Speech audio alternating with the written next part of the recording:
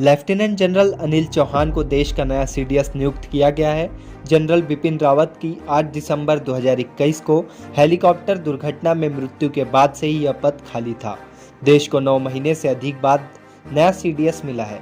क्या होता है सीडीएस, आइए जानते हैं। चीफ ऑफ डिफेंस स्टाफ सेना में सक्रिय ड्यूटी पर सर्वोच्च रैंकिंग का अधिकारी है।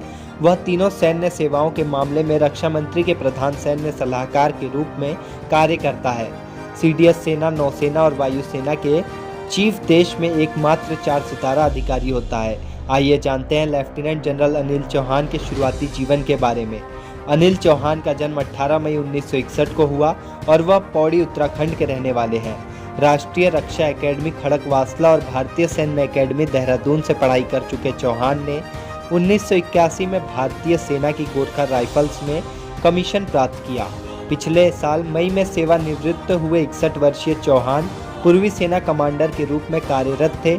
इस भूमिका में उन्होंने अरुणाचल प्रदेश और सिक्किम क्षेत्रों में वास्तविक नियंत्रण रेखा एलएसी के साथ भारत की समग्र युद्ध तैयारी को मजबूत करने में महत्वपूर्ण भूमिका निभाई।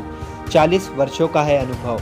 लेफ्टिनेंट जनरल अनिल चौहान को जम्मू कश्मीर और पूर्वोत्तर भारत में आतंकवाद विरोधी अभियानों का व्यापक अनुभव है। मेजर जनरल की रैंक में उन्होंने उत्तरी कमान में महत्वपूर्ण बारामूला सेक्टर में एक इनफैक्ट्री डिवीजन की कमान संभाली थी। लेफ्टिनेंट जनरल के रूप में उन्होंने पूर्वोत्तर में एक कोर की कमान संभाली थी। लेफ्टिनेंट जनरल अनिल चौहान चीन मामलों में एक्सपर्ट्स माने जाते हैं। 2020 में लद्दाख में गलवान घाटी में भारतीय और चीनी सेना की हिंसक टकराव के दौरान ईस्टर्न कमांड में general officer commander in chief थे। टकराव के मामले में महीने बाद उन्होंने कहा था, एलएसी पर हमारे भारत और चीनी पीएलए के बीच आपसी विश्वास खत्म हो गया है और इसे स्थिर होने में समय लगेगा।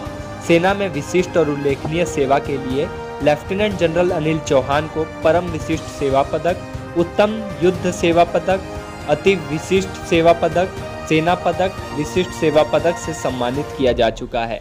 Lieutenant general Anil Chauhan retired ने aftermath of a nuclear attack शीर्षक से एक किताब लिखी है। रेजिमेंटल सेंटर की कमान संभालते हुए उन्होंने 11 गोरखा राइफल रेजिमेंट सेंटर का इतिहास भी लिखा है। अनिल चौहान कला प्रेमी और तिब्बती कला में उनकी गहरी रुचि है। ऐसे ही अमेजिंग फैक्ट के लिए देखते रहिए अमेजिंग भारत।